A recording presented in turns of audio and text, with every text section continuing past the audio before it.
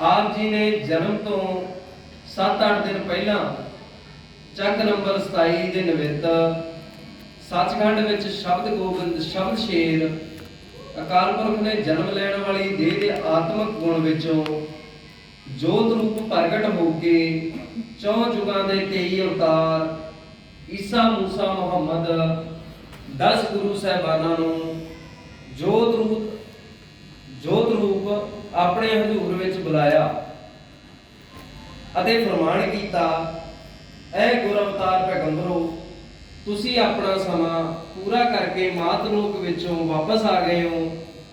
ਹੁਣ ਮੇਰੀ ਵਾਰੀ ਹੈ। ਤੁਸੀਂ ਆਪਣੇ ਚੌ ਯੁਗਾਂ ਦੇ ਗ੍ਰੰਥ ਸ਼ਾਸਤਰਾਂ ਵਿੱਚ ਮੇਰੇ ਆਗਮਨ ਬਾਰੇ ਪਛੀਣ ਗੋਈਆਂ ਸੰਸਾਰ ਨੂੰ ਦੇ ਕੇ ਆਏ ਹੋ। ਉਹਨਾਂ ਨੂੰ ਘੋਖ ਕੇ ਦੱਸੋ ਕਿ ਹੁਣ ਧਰਤੀ ਉੱਤੇ ਮੈਂ ਕੀ ਖੇਡ ਕਰਨ ਵਾਲਾ ਹਾਂ। ਨਾਲੇ ਇਹ ਵੀ ਦੱਸੋ ਕਿ ਤੁਹਾਡੇ ਨਾਮ ਕਲਮੇ ਨਾਲ ਜੋ ਤੁਸੀਂ ਇਸ ਸ੍ਰਿਸ਼ਟੀ ਨੂੰ ਦੇ ਕੇ ਆਏ ਹੋ, ਉਹਦੇ ਨਾਲ ਇਹ ਸ੍ਰਿਸ਼ਟੀ ਜਿਹੜੀ ਆ ਉਹ ਕਿਉਂ ਨਹੀਂ ਜਾਗੀ? ਸ਼ਬਦ ਦੇ ਕਿਉਂ ਬੈਰਾਗੀ ਨਹੀਂ ਬਣੇ? ਕਿਉਂ ਦੀਨਾ ਮਜਮਾਂ ਦੀਆਂ ਵੰਡਾਂ ਵਿੱਚ, ਦੁਈ ਦਵੈਰ ਵਿੱਚ ਅਤੇ ਈਰਖਾ ਦੀ ਭਾਵਨਾ ਜਿਹੜੀ ਆ ਉਹ ਕਿਉਂ ਨਹੀਂ ਜਾਗੀ? ਜਦੋਂ ਹਜ਼ੂਰ ਨੇ ਅਵਤਾਰ ਪੈਗੰਬਰ ਗੁਰੂ ਤੋਂ ਪੁੱਛ ਪੜਤਾਲ ਕੀਤੀ ਤਾਂ ਸਾਰਿਆਂ ਨੇ ਕਿਹਾ, ਸਾਹਿਬ ਸਾਨੂੰ ਤਾਂ ਜਿਤਨਾ ਸਮਾਂ ਆਪ ਜੀ ਨੇ ਅਲਾਟ ਕੀਤਾ ਸੀ ਉਹ ਤਾਂ ਪੂਰਾ ਹੋ ਚੁੱਕਾ ਹੈ ਅਤੇ ਸੰਸਾਰ ਸਾਡੇ ਦੱਸੇ ਹੋਏ ਮਾਰਗ ਨੂੰ ਭੁੱਲ ਚੁੱਕਾ ਹੈ। ਅੱਜ ਦਾ ਜੋ ਸਮਾਂ ਚੱਲ ਰਿਹਾ ਉਹ ਤੁਸੀਂ ਆਪ ਜਾਣਦੇ ਹੋ। ਉਹ ਤਾਂ ਸਮਾਂ ਪੂਰਾ ਹੋ ਚੁੱਕਾ ਹੈ ਤੇ ਸੰਸਾਰ ਸਾਡੇ ਹੋਏ ਦੱਸੇ ਮਾਰਗ ਨੂੰ ਭੁੱਲ ਚੁੱਕਾ ਹੈ। ਅਸੀਂ ਤਾਂ ਹਜ਼ੂਰ ਜੀ ਆਪ ਜੀ ਦਾ ਹੁਕਮ ਮੰਨਣ ਵਾਲੇ ਆ। ਅੱਗੇ ਤੇਰੇ ਹੱਥ ਵਡਿਆਈ ਹੈ, ਇਹਦੇ ਵਿੱਚ ਸਾਡੀ ਕੋਈ ਚਤਰਾਈ ਨਹੀਂ ਤੇ ਤੂੰ ਜੋ ਮਰਜ਼ੀ ਕਰ। ਇਹ ਗੁਰੂ ਸਾਹਿਬਾਨਾਂ ਨੇ, ਪੀਰ ਪੈਗੰਬਰਾਂ ਨੇ, ਸਾਰਿਆਂ ਨੇ ਹਜ਼ੂਰ ਸ਼ਹਿਨशाह ਜੀ ਨੂੰ ਬੇਨਤੀ ਕੀਤੀ। ਜਦੋਂ ਗੁਰੂ ਅਵਤਾਰ ਪੈਗੰਬਰਾਂ ਨੇ ਬੇਨਤੀ ਕੀਤੀ ਕਿ ਸਾਹਿਬ ਅਸੀਂ ਤਾਂ ਤੇਰੇ ਵਰਦੀ ਆ, ਤੂੰ ਆਪਣੀ ਮਰਜ਼ੀ ਕਰ, ਤਾਂ ਅਕਾਲ ਪੁਰਖ ਨੇ ਹੁਕਮ ਕੀਤਾ, ਬਈ ਗੁਰੂ ਸਾਹਿਬਾਨੋ, ਅਵਤਾਰੋ, ਪੀਰ ਪੈਗੰਬਰੋ, ਤੁਸੀਂ ਤਾਂ ਆਪਣੇ ਆਪਣੇ ਦੀਨਾ ਮਜਮਾਂ ਦੇ ਇੱਛੁਕ ਹੋ। ਤੁਹਾਨੂੰ ਤਾਂ ਅਜੇ ਵੀ ਆਪਣੇ ਦੀਨ ਮਜਬ ਦੀ ਲਾਲਸਾ ਹੈ। ਮੈਂ ਤਾਂ ਤੁਹਾਡੀ ਗੱਲ ਸੱਚੀ ਮੰਨਾਂਗਾ। ਮੈਂ ਤੁਹਾਡੀ ਗੱਲ ਉਦੋਂ ਸੱਚੀ ਮੰਨਾਂਗਾ ਜੇਕਰ ਤੁਸੀਂ ਸਾਰੇ ਕਹੋ, ਸਾਹਿਬ ਅਸੀਂ ਤਾਂ ਸਾਰੇ ਤੱਤਾਂ ਵਾਲੇ ਫਰਜ਼ੀ ਗੁਰੂ ਹਾਂ। ਕਾਮਲ ਤਾਂ ਸਤਿਗੁਰ ਸ਼ਬਦ ਹੀ ਹੈ। ਨਾਲੇ ਤੁਸੀਂ ਇਹ ਵੀ ਕਹੋ ਕਿ ਸਾਹਿਬ ਸਾਡੀ ਤਾਂ ਤੱਤਾਂ ਵਾਲੀ ਵਰਦੀ ਹੈ, ਜਦੋਂ ਚਾਹੇ ਉਤਾਰ ਕੇ ਖਾਕ ਵਿੱਚ ਮਿਲਾ ਸਕਦਾ ਹੈ। ਨਾਲੇ ਦੱਸੋ ਕਿ ਕਿਹੜਾ ਸਿੱਖ ਮੁਰੀਦ ਤੁਹਾਨੂੰ ਅੰਦਰੋਂ ਪਿਆਰ ਕਰਦਾ ਹੈ ਜਾਂ ਕਰਦੀ ਹੈ, ਇਹ ਵੀ ਦੱਸੋ। ਅਕਾਲ ਪੁਰਖ ਨੇ ਫਿਰ ਫਰਮਾਇਆ, ਅਵਤਾਰ ਪੈਗੰਬਰ ਗੁਰੂ ਸਾਹਿਬਾਨੋ, ਤੁਸਾਂ ਨੇ ਸੰਸਾਰ ਵਿੱਚ ਦੀਨਾ ਮਜਮਾਂ ਦੀਆਂ ਦੁਕਾਨਾਂ ਖੋਲ ਕੇ ਬੜੇ ਆਨੰਦ ਮਾਣੇ ਨੇ। ਨਾਲੇ ਸ਼ਰ੍ਹਾ ਦੇ ਨਾਅਰੇਬਾਜ਼ੀ ਵੀ ਕੀਤੀ ਹੈ, ਮੇਰੇ ਨਾਮ ਦੀ ਦੁਕਾਨਦਾਰੀ ਵੀ ਰੱਜ ਕੇ ਕੀਤੀ ਹੈ। ਪਰ ਹੁਣ ਤੁਸੀਂ ਸਾਰੇ ਆਪਣਾ ਭਵਿੱਖ ਵਿਚਾਰ ਕੇ ਦੱਸੋ ਕਿ ਮੈਂ ਹੁਣ ਸ੍ਰਿਸ਼ਟੀ ਦੇ ਉੱਤੇ ਕੀ ਖੇਡ ਕਰਨ ਵਾਲਾ ਹਾਂ। ਜਦੋਂ ਅਵਤਾਰ ਪੈਗੰਬਰ ਗੁਰੂ ਲਾਜਵਾਬ ਹੋ ਗਏ, ਸਾਰਿਆਂ ਨੇ ਬੇਨਤੀ ਕੀਤੀ, ਪ੍ਰਭੂ ਅਸੀਂ ਤਾਂ ਤੇਰੇ ਬੱਚੇ ਆ, ਤੇਰੀ ਸ੍ਰਿਸ਼ਟੀ ਆ, ਇਹ ਸਾਰੀ ਸ੍ਰਿਸ਼ਟੀ ਦਾ ਮਾਲਕ ਤੂੰ ਆ। ਤੂੰ ਜੋ ਆਈ ਉਹ ਕਰ, ਸਾਡਾ ਕੋਈ ਦਖਲ ਨਹੀਂ ਹੋਏਗਾ। ਅਸੀਂ ਤੈਨੂੰ ਪ੍ਰੋਮਿਸ ਕਰਦੇ ਆ, ਅਸੀਂ ਤੇਰੇ ਨਾਲ ਵਾਅਦਾ ਕਰਦੇ ਆ। ਪਰ ਇੱਕ ਗੱਲ ਇਹ ਵੀ ਕਹਿੰਦੇ ਆ ਕਿ ਸਾਨੂੰ, ਅਸੀਂ ਜੇ ਆਪਣੇ ਸਾਰਿਆਂ ਵੱਲ ਝਾਤੀ ਮਾਰਦੇ ਤਾਂ ਸਾਨੂੰ ਕੋਈ ਐਸਾ ਸਿੱਖ ਵੀ ਨਜ਼ਰ ਨਹੀਂ ਆਉਂਦਾ ਜਿਹਦੀ ਅਸੀਂ ਸਿਫਾਰਿਸ਼ ਕਰ ਸਕੀਏ। ਪਰ ਅਕਾਲ ਪੁਰਖ ਨੇ ਕਿਹਾ ਕਿ ਅਵਤਾਰ ਪੈਗੰਬਰ ਗੁਰੂ ਸਾਹਿਬਾਨੋ, ਤੁਸੀਂ ਮਾਲਕ ਤਾਂ ਨਹੀਂ ਹੈਗੇ, ਸਗੋਂ ਦੀਨ ਮਜਬਾਂ ਦੇ ਪ੍ਰਭੂ ਦੇ ਮਜ਼ਾਰੇ ਹੋ। ਮਾਲਕ ਤਾਂ ਮੈਂ ਖੁਦ ਹਾਂ, ਤੁਸੀਂ ਤਾਂ ਨਹੀਂ ਮਾਲਕ। ਆਓ ਮੈਂ ਤੁਹਾਨੂੰ ਇੱਕ ਰਾਏ ਦਿੰਦਾ, ਤੁਹਾਨੂੰ ਇੱਕ ਸਲਾਹ ਦਿੰਦਾ, ਸਾਰੇ ਇਕੱਠੇ ਹੋ ਕੇ ਭਾਰੀ ਜਥਾ ਬਣਾ ਲਓ, ਹਥਿਆਰ ਇਕੱਠੇ ਕਰ ਲਓ ਹਥਿਆਰਬੰਦ ਹੋ ਕੇ ਕਹੋ, ਅਸੀਂ ਬੜੇ ਬਹਾਦਰ ਹਾਂ, ਅਸੀਂ ਜੰਗਜੂ ਹਾਂ, ਤੁਸੀਂ ਇਹ ਗੱਲ ਮੈਨੂੰ ਕਹਿ ਦਿਓ। ਪਰ ਸਾਰੇ ਜਿੰਨੇ ਗੁਰੂ ਪੀਰ ਪੈਗੰਬਰ ਅਵਤਾਰ ਸੀ, ਇਹ ਗੱਲ ਮੰਨਣ ਤੋਂ ਸਾਰਿਆਂ ਨੇ ਇਨਕਾਰ ਕਰ ਦਿੱਤਾ ਤੇ ਕਿਹਾ, ਪ੍ਰਭੂ ਅਸੀਂ ਤਾਂ ਤੇਰੇ ਹੁਕਮ ਅੰਦਰ ਆ, ਤੇਰੇ ਨਾਲ ਮਿਲ ਕੇ ਲੋਕਮਾਤ ਵਿੱਚ ਖੇਲ ਕੀਤੀ ਹੈ, ਅਸੀਂ ਆਪਣੀ ਮਰਜ਼ੀ ਨਹੀਂ ਕੀਤੀ। ਜੋ ਤੂੰ ਸਾਨੂੰ ਹੁਕਮ ਦਿੱਤਾ ਸੀ, ਅਸੀਂ ਉਸ ਹੁਕਮ ਮੁਤਾਬਕ ਹੀ ਚੱਲੇ ਆ। ਅਕਾਲ ਪੁਰਖ ਨੇ ਅਵਤਾਰ ਪੈਗੰਬਰਾਂ ਨੂੰ ਫਿਰ ਕਿਹਾ, ਤੁਸੀਂ ਤਾਂ ਬੜੇ ਬਹਾਦਰ ਹੋ, ਸੂਰਵੀਰ ਹੋ, ਤੁਸੀਂ ਮੇਰੇ ਨਾਮ ਨੂੰ ਨਾਮ ਨਾਲ ਟਕਰਾਇਆ ਤੇ ਸ਼ਸਤਰ ਵੀ ਉਠਾਏ, ਕਤਲੇਆਮ ਵੀ ਕਰਵਾਇਆ, ਫਿਰ ਤੁਸੀਂ ਸ੍ਰਿਸ਼ਟੀ ਤੇ ਆਪਣੀ ਵਡਿਆਈ ਦੀ ਖਾਤਰ ਭਰਮਣ ਕਰਦੇ ਰਹੇ ਹੋ। ਪਰ ਤੁਹਾਨੂੰ ਇਹ ਨਹੀਂ ਸੀ ਪਤਾ ਕਿ ਮੈਂ ਤਾਂ ਵਰਛਲ ਦੀ ਧਾਰ ਅਤੇ ਨਜ਼ਰਾਂ ਤੋਂ ਪਰੇ ਸੱਚਖੰਡ ਦਾ ਵਾਸੀ ਵੀ ਹਾਂ। ਬਿਨਾਂ ਸ਼ੱਕ ਤੁਸੀਂ ਮੇਰੀ ਮਹਿਮਾ ਤਾਂ ਕਰਦੇ ਰਹੇ ਹੋ, ਪਰ ਮੇਰਾ ਸਰੂਪ, ਮੇਰਾ ਅਨੂਪ ਉਹ ਕਿਸੇ ਨੂੰ ਦੱਸ ਨਹੀਂ ਸਕੇ। ਮੈਂ ਤੁਹਾਤੋਂ ਸ਼ਾਸਤਰਾਂ ਦੀਆਂ ਥਈਆਂ ਲਗਵਾਈਆਂ, ਪਰ ਨਾਮ ਕਲਮੇ ਵਾਲੀ ਪਾਬੰਦੀ ਲਾ ਦਿੱਤੀ, ਇੱਕ ਦੂਜੇ ਨੂੰ ਮਿਲਣ ਨਹੀਂ ਦਿੱਤਾ। ਪਰ ਮੈਂ ਤੁਹਾਤੋਂ ਇੱਕ ਗੱਲ ਪੁੱਛਦਾ ਕਿ ਮੈਨੂੰ ਆਪਣਾ ਉਹ ਸਿੱਖ ਮੁਰੀਦ ਦੇ ਦਿਓ ਜੋ ਤੁਹਾਡੇ ਦੀਨਾਂ ਮਜਮਾਂ ਤੋਂ ਬਾਹਰ ਹੋਵੇ ਅਤੇ ਤੁਹਾਡੇ ਨਾਮ ਕਲਮੇ ਤੋਂ ਬਾਹਰ ਰਹਿ ਕੇ ਵੀ ਤੁਹਾਡੇ ਨਾਲ ਮਿਲਿਆ ਹੋਵੇ। ਮੈਂ ਉਸ ਸਿੱਖ ਤੋਂ ਆਪਣੇ ਹੁਕਮ ਦੇ ਨਾਲ ਸੇਵਾ ਲੈਣੀ ਹੈ। ਇਹ ਹਜ਼ੂਰ ਸ਼ਹਿਨशाह ਨੇ ਫਰਮਾਇਆ। ਹਜ਼ੂਰ ਬਾਰ-ਬਾਰ ਆਪਣੇ ਵਕਤ ਅਵਤਾਰ ਪੈਗੰਬਰ ਗੁਰੂਆਂ ਤੋਂ ਪੁੱਛ ਪੜਤਾਲ ਕਰ ਰਹੇ ਨੇ ਕਿ ਸਾਰੀ ਸ੍ਰਿਸ਼ਟੀ, ਸਾਰੇ ਦੀਨ ਮਜਮਾਂ ਨੂੰ ਛਾਣ ਪੁਣ ਕੇ ਦੱਸੋ ਕਿ ਕਿਹੜਾ ਤੁਹਾਡਾ ਸਿੱਖ ਹੈ ਜੋ ਤੁਹਾਡੇ ਨਾਲੋਂ ਕਦੀ ਵਿਛੜਿਆ ਨਹੀਂ, ਸਦਾ ਤੁਹਾਡੇ ਪਿਆਰ ਦੇ ਵਿੱਚ ਲੀਨ ਰਹਿੰਦਾ ਹੈ। ਹਜ਼ੂਰ ਨੇ ਫਰਮਾਇਆ, ਗੁਰ ਅਵਤਾਰ ਪੈਗੰਬਰੋ, ਜਿਵੇਂ ਆਪਾਂ ਬੱਚੇ ਨੂੰ ਡਾਂਟ ਦਿੰਦੇ ਆ ਗੁੱਸੇ ਦੇ ਵਿੱਚ, ਹੁਣ ਹਜ਼ੂਰ ਸ਼ਹਿਨशाह ਬੋਲ ਰਹੇ ਨੇ, ਗੁਰੂ ਅਵਤਾਰ ਪੈਗੰਬਰੋ ਕੀ ਤੁਹਾਨੂੰ ਸਮਝ ਆਈ ਹੈ ਮੈਂ ਤੁਹਾਨੂੰ ਬਾਰ-ਬਾਰ ਕਿਉਂ ਪੁੱਛ ਰਿਹਾ? ਜੇ ਮੇਰੇ ਪੁੱਛਣ ਦਾ ਮਤਲਬ ਸਮਝ ਗਏ ਹੋ ਤਾਂ ਦੋਵੇਂ ਬਾਹਾਂ ਉੱਪਰ ਉਠਾ ਕੇ ਕਹੋ, ਨਹੀਂ ਤਾਂ ਮੇਰੇ ਚਰਨਾਂ ਦੇ ਥੱਲੇ ਬਹਿ ਕੇ ਅੰਗੂਠਾ ਲਾ ਦਿਓ ਤੇ ਕਹਿ ਦਿਓ, ਅਸੀਂ ਦੀਨ ਮਜਬ ਛੱਡੇ ਤੇ ਤੂੰ ਆਪਣੀ ਮਰਜ਼ੀ ਕਰ, ਸਾਨੂੰ ਤੇਰੀ ਅਗਲੀ ਖੇਲ ਦੀ ਕੋਈ ਸਾਰ ਨਹੀਂ ਆ। ਆਖਰੀ ਵਾਰ ਅਕਾਲ ਪੁਰਖ ਨੇ ਫਰਮਾਇਆ, ਗੁਰ ਅਵਤਾਰ ਪੈਗੰਬਰੋ ਆਓ, ਤੁਹਾਡੇ ਵਿੱਚ ਜੇ ਕੋਈ ਹੈ ਤਾਂ ਮੈਦਾਨ ਦੇ ਵਿੱਚ ਆਓ, ਆਪਣੀ ਸ਼ਕਤੀ ਦਾ ਪ੍ਰਗਟਾਵਾ ਕਰਕੇ ਮੇਰੇ ਸਾਹਮਣੇ ਬਲਵਾਨ ਅਤੇ ਸੂਰਬੀਰ ਹੋ ਕੇ ਕਹੋ, ਪ੍ਰਭੂ ਨੌਖੰਡ ਸਤਦੀਪ ਸ੍ਰਿਸ਼ਟੀ ਨੂੰ ਸਾਡੇ ਹੱਥ ਫੜਾ ਦੇ, ਅਸੀਂ ਸਾਰੀ ਸ੍ਰਿਸ਼ਟੀ ਮਾਨਵ ਜਾਤੀ ਨੂੰ ਬਿਨਾਂ ਮਜਮਾਂ, ਜਾਤਾਂ ਪਾਤਾਂ, ਵਰਨ ਵਰਨਾ ਚੋਂ ਕੱਢ ਕੇ ਸਭ ਦਾ ਇੱਕ ਧਰਮ, ਇੱਕ ਜਾਪ, ਇੱਕ ਨਿਸ਼ਾਨ, ਇੱਕ ਸਥਾਨ ਅਤੇ ਇੱਕ ਰੀਤੀ ਕਰ ਦਿਆਂਗੇ। ਪਰੰਤੂ ਉਸ ਵੇਲੇ ਵੀ ਕਿਸੇ ਨੇ ਹਾਂ ਨਾ ਕੀਤੀ ਅਤੇ ਕਿਹਾ, ਪ੍ਰਭੂ ਅਸੀਂ ਤਾਂ ਤੇਰੇ ਚਰਨਾਂ ਵਿੱਚ ਹਾਜ਼ਰ ਹੋ ਕੇ ਆਪਣਾ ਫੈਸਲਾ ਦਿੰਦੇ ਹਾਂ, ਇਹ ਕੰਮ ਸਾਡੇ ਵੱਸ ਦਾ ਨਹੀਂ।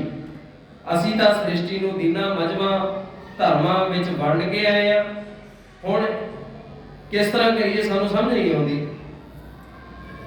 ਸਾਡੀ ਬੇਨਤੀ ਆ ਕਿ ਇਸ ਕੰਮ ਵਾਸਤੇ ਤੂੰ ਚਾਹੇ ਕਿਸੇ ਨੂੰ ਵਡਿਆਈ ਦੇ ਦੇ, ਸਾਡਾ ਕੋਈ ਉਜ਼ਰ ਨਹੀਂ ਹੈ, ਸਾਡੀ ਕੋਈ ਚਲਾਕੀ ਨਹੀਂ ਹੈ, ਸਾਡਾ ਕੋਈ ਕਿੰਤੂ ਪਰੰਤੂ ਨਹੀਂ ਹੈ। ਜਦੋਂ ਅਕਾਲ ਪੁਰਖ ਨੇ ਦੇਖਿਆ ਕਿ ਸਾਰੇ ਲਾਜਵਾਬ ਹੋ ਗਏ ਤਾਂ ਆਪ ਜੀ ਨੇ 9 ਵਾਰ ਜੋਤ ਰੂਪ ਹੋ ਕੇ, ਕਿੰਨੀ ਵਾਰ?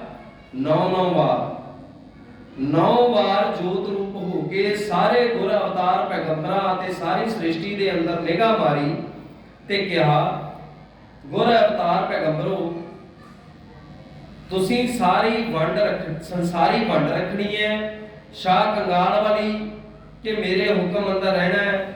ਤੁਸੀਂ ਪਹਿਲੇ ਦੀ ਤਰ੍ਹਾਂ ਸ਼ਬਦ ਵੇਚਣ ਦੀਆਂ ਦੁਕਾਨਾਂ ਖੋਲ ਕੇ ਦਲਾਲੀ ਕਰਨੀ ਹੈ ਕਿ ਮੇਰੇ ਹੁਕਮ ਤੇ ਪਹਿਰਾ ਦੇਣਾ ਹੈ। ਸਾਰਿਆਂ ਨੇ ਕਿਹਾ, ਹਜ਼ੂਰ ਅਸੀਂ ਹੱਥ ਜੋੜ ਕੇ ਬੇਨਤੀ ਕਰਦੇ ਹਾਂ, ਅਸੀਂ ਪਿਛਲੀ ਦੀਨਾਂ ਮਜਮਾਂ ਵਾਲੀ ਕੋਈ ਵੰਡ ਨਹੀਂ ਰੱਖਾਂਗੇ, ਤੇਰਾ ਫਰਮਾਨ ਸਿਰ ਮੱਥੇ ਮੰਨਾਂਗੇ, ਸਾਡੇ ਤੇ ਮਿਹਰ ਦੀ ਨਜ਼ਰ ਕਰ ਦੇ, ਕਿਰਪਾ ਕਰ ਦੇ। ਜਿਸ ਨੂੰ ਵੀ ਤੂੰ ਇਸ ਕੰਮ ਵਾਸਤੇ ਵਡਿਆਈ ਦੇਵੇਂਗਾ, ਅਸੀਂ ਸਾਰੇ ਉਸ ਦਾ ਹੁਕਮ ਮੰਨਾਂਗੇ। ਦੀਨਾ ਮਜਮਾ ਵਾਲੇ ਸਾਡੇ ਵਿੱਚ ਕੋਈ ਰੇੜਕਾ ਜਾਂ ਕੁਛ ਏਦਾਂ ਦਾ ਨਹੀਂ ਰੱਖਾਂਗੇ। ਜਦੋਂ ਸਾਰੇ ਗੁਰੂ ਅਵਤਾਰ ਪੈਗੰਬਰ ਲਾਜਵਾਬ ਹੋ ਗਏ ਤਾਂ ਕਿਸੇ ਨੇ ਵੀ ਸਾਰੇ ਸੰਸਾਰ ਨੂੰ ਇੱਕ ਕਰਨ ਦੀ, ਸਾਰੀ ਮਾਨਵ ਜਾਤੀ ਨੂੰ ਇੱਕ ਧਰਮ ਕਰਨ ਦੀ ਜੁਰਤ ਨਾ ਕੀਤੀ ਅਤੇ ਨੀਵੀਆਂ ਪਾ ਕੇ ਸਾਹਿਬ ਦੇ ਅੱਗੇ ਖੜੇ ਹੋ ਗਏ। ਸਤਿਗੁਰ ਸ਼ਬਦ ਗੋਬਿੰਦ ਪਾਤਸ਼ਾਹ ਜੀ ਨੇ, ਹੁਣ ਇੱਥੇ ਕੌਣ ਅੱਗੇ ਆਇਆ? ਸ਼ਬਦ, ਸਤਿਗੁਰ ਸ਼ਬਦ ਕੌਣ? ਅਕਾਲ ਪੁਰਖ ਦਾ ਬੱਚਾ। ਸਤਿਗੁਰ ਸ਼ਬਦ ਗੋਬਿੰਦ ਪਾਤਸ਼ਾਹ ਜੀ ਨੇ ਅੱਗੇ ਆ ਕੇ ਕਿਹਾ, ਸਾਹਿਬ ਜੇ ਮੇਰੇ ਤੇ ਕਿਰਪਾ ਕਰਦੇ, ਮੈਂ ਇਸ ਕੰਮ ਨੂੰ ਕਰ ਸਕਦਾ। ਤੇਰੀ ਨੌਖੰਡ ਸਤਦੀਪ ਸ੍ਰਿਸ਼ਟੀ ਨੂੰ ਇੱਕ ਮਾਰਗ ਤੇ ਚਲਾ ਸਕਦਾ। ਸਰਬ ਦਾ ਇੱਕ ਇਸ਼ਟ, ਇੱਕ ਧਰਮ, ਇੱਕ ਜਾਪ, ਇੱਕ ਇਤਵਾਕ ਕਰ ਸਕਦਾ ਹਾਂ। ਅਕਾਲ ਪੁਰਖ ਨੇ ਫਿਰ ਫਰਮਾਇਆ, ਐ ਗੋਬਿੰਦ, ਤੇਰੇ ਉੱਤੇ ਕਿਰਪਾ ਕਰ ਦਿੱਤੀ ਗਈ ਹੈ ਅਤੇ ਤੈਨੂੰ ਆਪਣਾ ਸੁੱਤ ਨਿਵਾਜ ਕੇ ਸਾਰੀ ਜ਼ਿੰਮੇਵਾਰੀ ਤੈਨੂੰ ਹੀ ਦੇ ਦਿੱਤੀ ਗਈ ਹੈ। ਪਰ ਗੁਰ ਅਵਤਾਰ ਪੈਗੰਬਰੋ, ਜਾਓ ਸਾਰੀ ਸ੍ਰਿਸ਼ਟੀ ਦੀ ਛਾਣਬੀਨ ਕਰੋ। ਜਿਤਨੀਆਂ ਵੀ ਸ੍ਰਿਸ਼ਟੀ ਦੇ ਉੱਪਰ ਜਿੰਨੇ ਵੀ ਬੱਚੇ ਨੇ, ਛੋਟੇ ਬੱਚੇ, ਵੱਡੇ, ਬੁੱਢੇ, ਸਾਰਿਆਂ ਦੀ ਜਾ ਕੇ ਪਹਿਚਾਨ ਕਰੋ। ਇਹ ਦੱਸੋ ਕਿ ਮੇਰਾ ਸਪੂਤ ਸ਼ਬਦ ਗੋਬਿੰਦ ਕਿੱਥੇ ਜਨਮ ਲੈਣ ਵਾਲਾ ਹੈ। ਕਿਉਂਕਿ 7-8 ਦਿਨਾਂ ਦੇ ਅੰਦਰ ਉਸਨੇ ਆਪਣਾ ਪੰਜ ਤਤ ਸਰੀਰ ਧਾਰਨ ਕਰ ਲੈਣਾ ਹੈ। ਅਵਤਾਰ ਪੈਗੰਬਰ ਗੁਰੂ ਸਾਹਿਬਾਨ ਬਥੇਰੇ ਭੱਜੇ ਦੌੜੇ, ਸਾਰੀ ਸ੍ਰਿਸ਼ਟੀ ਦੇਖੀ।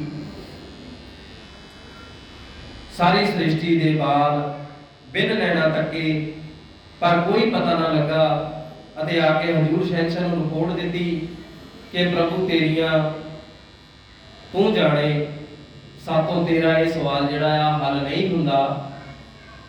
ਜਦੋਂ ਸਾਰੇ ਲਾਜਵਾਬ ਹੋ ਗਏ ਤੇ ਬੇਨਤੀ ਕਰਕੇ ਆਪਣੀ ਮਜਬੂਰੀ ਜ਼ਾਹਰ ਕਰ ਦਿੱਤੀ ਤਾਂ ਅਕਾਲ ਪੁਰਖ ਨੇ ਫਰਮਾਇਆ, ਗੁਰ ਅਵਤਾਰ ਪੈਗੰਬਰੋ, ਜੇ ਤੁਹਾਨੂੰ ਕੋਈ ਪਤਾ ਨਹੀਂ ਲੱਗਿਆ ਕਿ ਮੇਰਾ ਸ਼ਬਦ ਸੁੱਤ ਗੋਬਿੰਦ ਕਿੱਥੇ ਜਨਮ ਲੈਣ ਵਾਲਾ ਹੈ, ਤਾਂ ਜਾਓ, ਤੁਹਾਨੂੰ ਮੈਂ ਦੱਸਦਾ।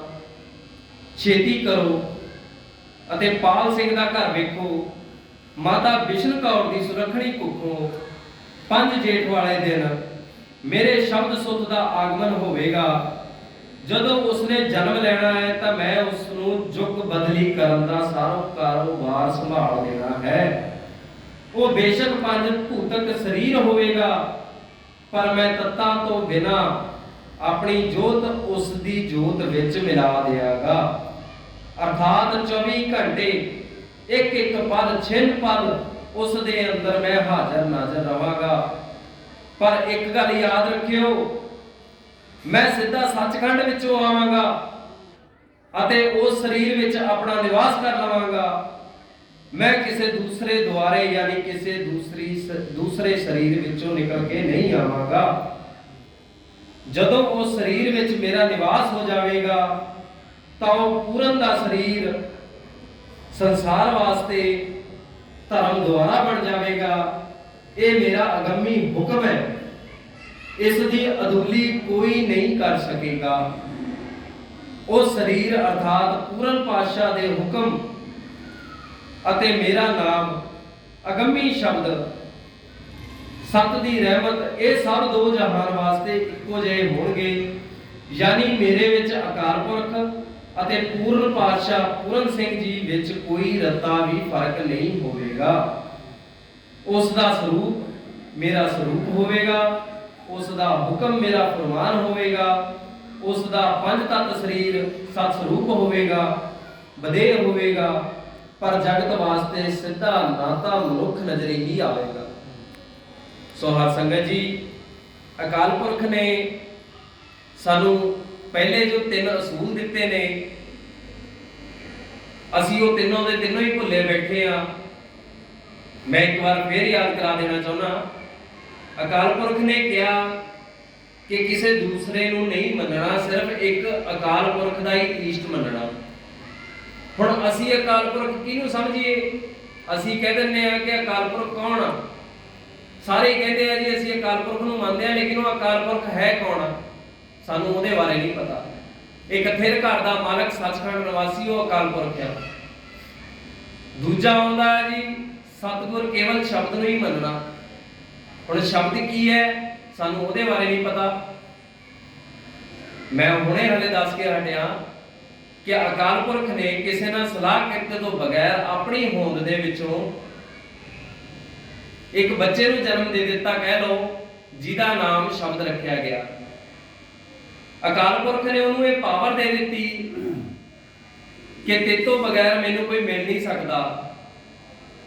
ਸਾਨੂੰ ਜਿਹੜਾ ਦੂਸਰਾ ਹੁਕਮ ਮੰਨਣ ਵਾਸਤੇ ਗਿਆ ਵਾ, ਜਿਹੜਾ ਦੂਸਰਾ ਅਸੂਲ ਆ, ਸਤਿਗੁਰ ਕੇਵਲ ਸ਼ਬਦ ਨੂੰ ਹੀ ਮੰਨਣਾ।